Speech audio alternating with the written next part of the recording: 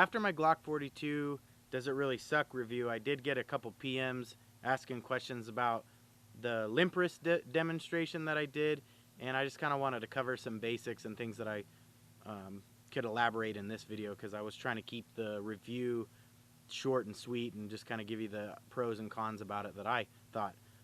Limp wristing a Glock is a common thing. Glocks are known to have issues if you don't have a proper grip on the firearm. This applies to all firearms, though.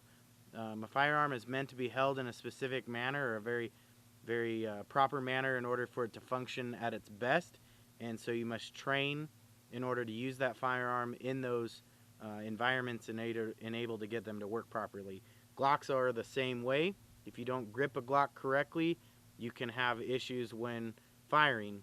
What was interesting about the Glock 42 when I did the limp wrist demonstration on it is a lot of times on most Glocks, when you limp wrist and actually don't hold it properly, what it does is you fire the first round, the gun will cycle, but being that you're limp wristing the firearm, you're absorbing some of that kinetic energy, which is slowing down the slide so it doesn't travel all the way back.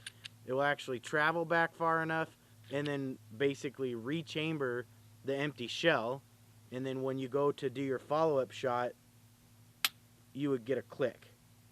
What was interesting about the Glock 42 is because it's such a small frame and small slide, the momentum of the Glock would actually slide the slide back enough to actually almost discharge or extract the empty shell.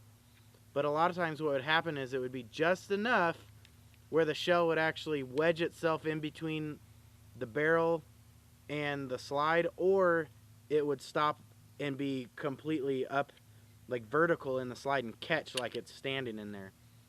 And that's a lot what happened when you would actually limp wrist the Glock. It wouldn't actually misfire or misfeed like what's common with the Glock when, not firing it properly. The other thing too is I just wanted to point out one thing about that is if you're going to own a firearm that has those tendencies to actually have errors because of lack of proper manipulation of it, you need to train extremely hard and build that muscle memory so you limit that to almost a zero possibility of that causing a misfire or a failure to feed or failed fire or whatever. With that, when you're training with a handgun, you need to make sure that you train properly, have the proper grip with the firearm in order to limit any issues when carrying the gun, especially in defensive situations. Now, if you're shooting just for fun and that's all you do it for fun and just kind of being out and enjoying firearms, that's a different story. But you still always want to handle a firearm safely and correctly, because it allows, or doesn't allow actually, it limits any problems for error or any dangerous situations.